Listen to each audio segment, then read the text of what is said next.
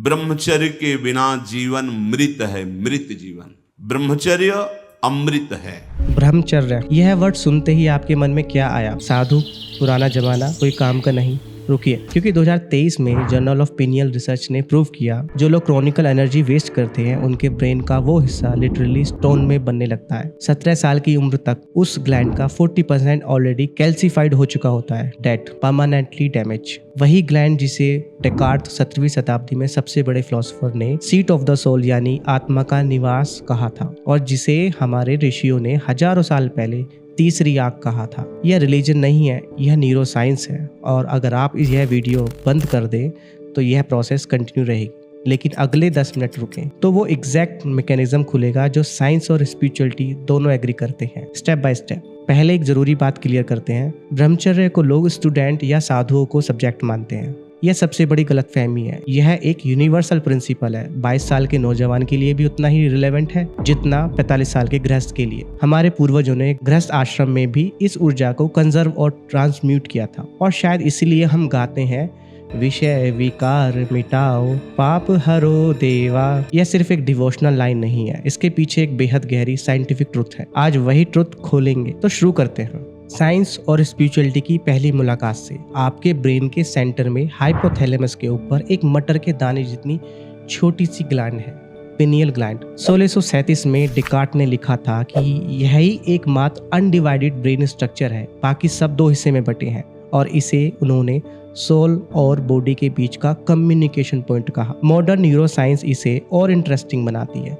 Pineal gland melatonin produce करती है जो स्लीप वेक साइकिल रेगुलेट करती है, और सेरोटोनिन को मॉड्यूलेट करती है जो मूड और कॉन्शियसनेस की क्वालिटी से डायरेक्टली जुड़ा है। यूनिवर्सिटी ऑफ न्यू मैक्सिको के रिसर्चर रिक स्ट्रासमैन यह प्रपोज करते हैं कि यह DMT डाइल मिथाइल ट्राइफिटामिन भी प्रोड्यूस कर सकती है जो कॉन्शियसनेस के अल्टर स्टेट से जुड़ा कंपाउंड है। यह अभी रिसर्च स्टेज में है, लेकिन इतना डॉक्यूमेंटेड है कि यह ग्लैंड आपकी कॉन्शियसनेस की क्वालिटी से डायरेक्ट इम्पैक्ट डालती है। और हमारे योग विज्ञान में ठीक उसी लोकेशन पर भ्रकुटी के पीछे आज्ञा चक्र का स्थान माना गया है। 2 अलग ट्रेडिशन हजारों साल के गैप पर एक ही पॉइंट पर पहुंची है। यह कोइंसिडेंट नहीं है, यह पैटर्न है। अब यहाँ एक इम्पोर्टेंट बात समझते हैं जो इस ब्रिज की क्वालिटी को तय करती है। जर्नल ऑफ पिनियल रिसर्च में पब्लिश स्टडी बताती है कि मॉडर्न ह्यूमंस में, पर्टिकुलरली इंडस्ट्रियलाइज्ड सोसाइटीज में, पिनियल ग्लैंड में कैल्शियम डिपॉजिट होने की रेट बढ़ रही है, जिससे इसकी फंक्शनिंग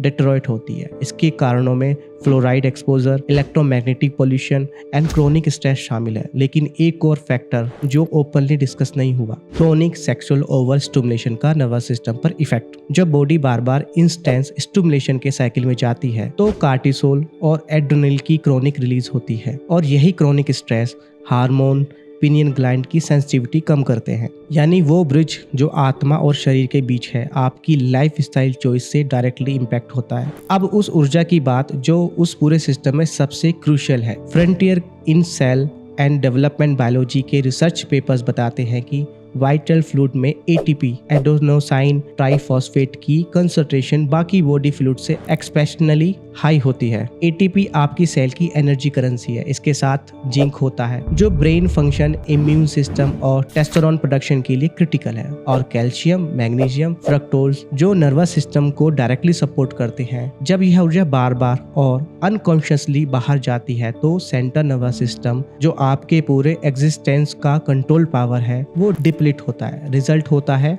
ब्रेन फॉग, आंखों के तेज का जाना और अकथनीय हैवीनेस जो मोटिवेशन की कहीं दबा देती है। हमारे योग विज्ञान में इसे ओजस कहा गया है। वो वाइटल एसेंस जो 7 धातुओं के अंतिम रिफाइनमेंट के बाद बनती है। जब ओजस ट्रांसम्यूट होती है, ऊपर की दिशा में प्रवाहित होती है, तो तेजस यानी कि बौद्धिक तेज और प्राण यानी जीवन शक्ति दोनों मजबूत होते हैं। न्यूरो साइंस की भाषा में यह एनर्जी कंजर्व होने पर नर्वस सिस्टम वेल रिसोर्स रहता है, प्री फ्रंटल कॉर्टेक्स की फंक्शनिंग ऑप्टिमम रहती है, और पिनियल ग्लैंड की सेंसिटिविटी मेंटेन होती है। अब ब्रह्मचर्य का असली डायमेंशन। बहुत लोग पूछते हैं क्या सिर्फ फिजिकल रिस्ट्रेन काफी है?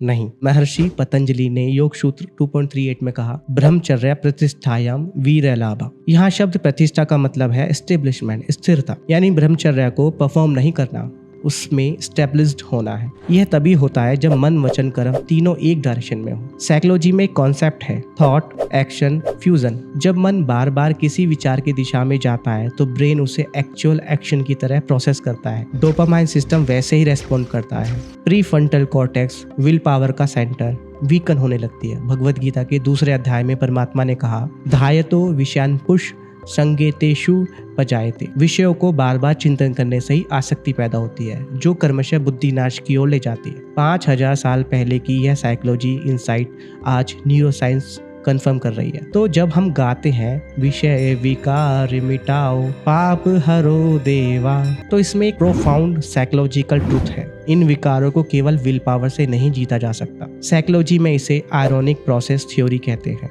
जितना आप कुछ सोचने से रोकते हो उतना ज्यादा वो सोच आती है। पिंक एलिफेंट का एक्सपेरिमेंट यही प्रूव करता है, जो सॉल्यूशन सप्रेशन से नहीं, सॉल्यूशन है रिप्लेसमेंट, और वो रिप्लेसमेंट है एक हायर कनेक्शन। अब यहाँ एक इंपॉर्टेंट बात समझनी है। यहाँ न्यूरोसाइंस का सबसे फैसिनेटिंग चैप्टर है। एंड्रयू न्यूबर्ग, जो थॉमस जेफरसन यूनिवर्सिटी में न्यूरोथियोलॉजी के रिसर्चर हैं, उनके स्टडी शो करते हैं कि जब कोई डीप मेडिटेशन या सिंसियर प्रेयर में होता है तो डिफॉल्ट मोड नेटवर्क क्विट हो जाता है। पैरिटल लोब की एक्टिविटी रिड्यूस होती है, जो सेल्फ अदर बाउंड्री बनाता है, और इंसान एक एक्सपेंडेड अवेयरनेस में एंटर करता है। फ्रंटल लोब में ब्लड फ्लो इंक्रीज होता है, जो कंसंट्रेशन और पॉजिटिव इमोशन से जुड़ा है, यानी भक्ति, मेडिटेशन, परमात्मा का स्मरण ब्रेन का लिटरली रिवायर करता है। और यही है वो कंपाउंडिंग इफेक्ट जो पूरे टॉपिक का कोर है। जैसे कंपाउंडिंग इंटरेस्ट में पहले 100 पर 10%, फिर 110 पर 10%, यह बढ़ता जाता है। वैसे ही पवित्रता और भक्ति का कंपाउंडिंग काम करता है। ऊर्जा कंजर्व होती है,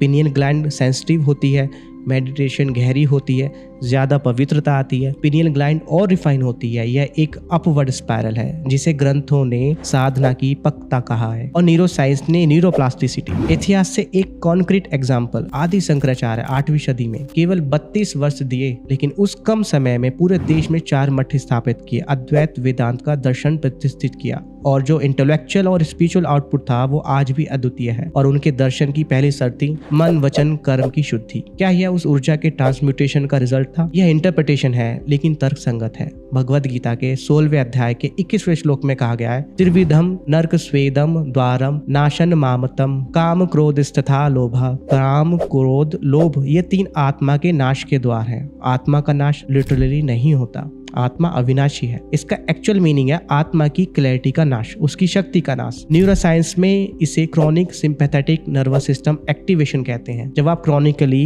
इन 3 पैटर्न में होते हो तो कार्टिसोल और एड्रेनलिन क्रॉनिकली एलिवेटेड रहते हैं। पैरासिम्पैथेटिक नर्वस सिस्टम, जो रेस्ट, रिकवरी और हायर कॉग्निटिव फंक्शन एनेबल करता है, सप्रेस्ड रहता है। और पिनियन ग्लैंड की ऑप्टिमल फंक्शनिंग के लिए पैरासिम्पैथेटिक डोमिनेंस जरूरी है। यानी जब यह 3 विकार एक्टिव हैं, चाहे कितना भी मेडिटेशन करो, ब्रेन फिजिकली उस स्टेट में नहीं जा पाएगा जहां डीप कनेक्शन पॉसिबल है। इसलिए भक्ति और ब्रह्मचर्य का अलग नहीं किया जा सकता। अब एक एनालॉजी यह सब एक लाइन में समझा देती है। रेडियो ट्रांसमिशन में ट्रांसमीटर होता है जो सिग्नल भेजता है, और रिसीवर होता है जो उसे रिसीव करता है। रिसीवर का एंटेना क्वालिटी जितनी बेटर, सिग्नल उतना क्लियर। एंटेना क्रोडेड हो तो सेम ट्रांसमीटर से सिग्नल आने पर भी डिस्टॉर्टेड होगा। अब इसे अप्लाई करो। परमात्मा, वो सुप्रीम कॉन्शियसनेस, वो highest vibrational frequency constantly available है, लेकिन हमारी आत्मा उस सिग्नल को रिसीव कर पाए उसके लिए हमारे एंटीना की क्वालिटी होनी चाहिए। वो एंटीना हमारी पिनियन ग्लैंड, हमारा नर्वस सिस्टम, हमारी चेतना की क्लैरिटी। ऊर्जा ड्रेन होती है, एंटीना क्रोडेड होता है। ऊर्जा कंजर्व होती है, एंटीना सेंसिटिव होता है। और जब क्लीन एंटीना के माध्यम से आत्मा उस हाईएस्ट सोर्स से कनेक्ट होती है, जो फ्लो होता है वो इंफॉर्मेशन नहीं है, वो ट्रांसफॉर्मेशन है। और यही उस भजन की लाइन को कंप्लीट करता है, विषय विकार मिटाओ पाप हरो देवा। यह मांगना इसलिए है कि यह फोर्स से नहीं होता, यह ऊपर से आने वाली एनर्जी से होता है। जब वो कनेक्शन बनता है तो पीस, पावर और प्योरिटी मिलती है। वो इतनी ओवरवार्मिंग होती है कि विकारों की पकड़ नेचुरली ढीली पड़ने लगती है। साइकोलॉजी में इसे पॉजिटिव रिप्लेसमेंट कहते हैं। जब कोई हायर प्लेजर आता है तो लोअर प्लेजर की काविंग ऑटोमेटिकली रिड्यूस हो जाती है। इसीलिए डीप मेडिटेटर रिपोर्ट करते हैं कि बाकी काविंग सिंपल फेड होने लगती है। यह विल पावर नहीं है, यह पर्सपेक्टिव शिफ्ट है। तो प्रैक्टिकली करें क्या? तीन चीजें। पहली, साक्षी भाव। जब कोई अर्ज आए, एक सेकंड के लिए ऑब्जर्वर बन जाइए। जॉन कैबेट जिनकी माइंडफुलनेस रिसर्चर प्रूव करती है, जब आप किसी अर्ज को ऑब्जर्व करते हैं बिना रिएक्ट किए तो उसकी इंटेंसिटी 40 to 60% रिड्यूस हो जाती है। हमारे शास्त्रों में इसे साक्षी भाव, विटनेस कॉन्शियसनेस कहा गया है। यह सबसे पावरफुल प्रैक्टिकल टूल है। दूसरी, ट्रांसम्यूटेशन, सप्रेशन नहीं, रीडायरेक्शन। उस एनर्जी को writing, music, problem solving, deep study में कॉन्शियसली इन्वेस्ट करें। नेपोलियन हिल के थिंक एंड ग्रो रिच में पूरा एक चैप्टर सेक्सुअल ट्रांसम्यूटेशन पर लिखा था। जो लोग इस एनर्जी को क्रिएटिव परस्यूट में लगाते हैं, उनका आउटपुट असाधारण हो जाता है। तीसरी, सिंसियर स्मरण, अंडरस्टैंडिंग से, आस्था से नहीं। जब आप जेन्युइनली किसी हाईएस्ट कॉन्शियसनेस से कनेक्ट होते हो, डिफॉल्ट मोड नेटवर्क क्विट होता है, फ्रंटल लोब एक्टिवेट होता है और पिनियन ग्लैंड की सेंसिटिविटी बढ़ती है। यह ब्रेन साइंस है। और आप अगर गृहस्थ आश्रम में हैं तो यह वीडियो सेलिबेसी का लेक्चर नहीं है, लेकिन यह जरूर कहूंगा, क्या यह ऊर्जा एक कॉन्शियस, लविंग, इंटेलेक्चुअल एक्ट है या मैकेनिकल हैबिट बन चुकी है? हमारे पूर्वजों ने गृहस्थ आश्रम में भी क्वालिटी ओवर क्वांटिटी को वैल्यू किया, इसलिए नहीं कि यह मॉरल सुपीरियर है, बल्कि इसीलिए कि कॉन्शियस एक्सप्रेशन रिलेशनशिप को ड्रेन नहीं करता, एनरिच करता है। बाकी समय में वो energy creative, spiritual and intellectual growth में जाती है। यह बैलेंस है, यह विजडम है। अंत में डेकार्ट को पिनियन ग्लैंड में सोल दिखी, हमारे ऋषियों को भ्रुकुटी में आत्मा का निवास दिखा, न्यूरोसाइंस को उसी ग्लैंड में कॉन्शियसनेस का कनेक्शन पॉइंट मिला। तीन अलग रास्ते, एक डेस्टिनेशन, और वो डेस्टिनेशन यह है, आप शरीर नहीं है, आप एक सूक्ष्म चेतन बिंदु हैं। एक आत्मा और परमात्मा भी एक सर्वोच्च चेतन बिंदु है। इस आत्मा को उसकी सर्वोच्च अवस्था तक पहुंचाना, यही साधना है, यही ब्रह्मचर्य है, यही भक्ति है। यह रिलीजन नहीं है, यह बायोलॉजी है, साइकोलॉजी है, प्योर लॉजिक है। और जो लोग समझ लेता है वो ना किसी क्राविंग का गुलाम होता है, ना किसी एक्सटर्नल वैलिडेशन का। वो एक ऐसी स्टिलनेस पाता है जो दुनिया की कोई भी इंस्टेंट ग्रेटिफिकेशन कभी नहीं दे सकती। मुझे बस इतना ही कहना था, बाकी आप सोचिए और जो लॉजिकल लगे उसे अपनाइए। Thank you.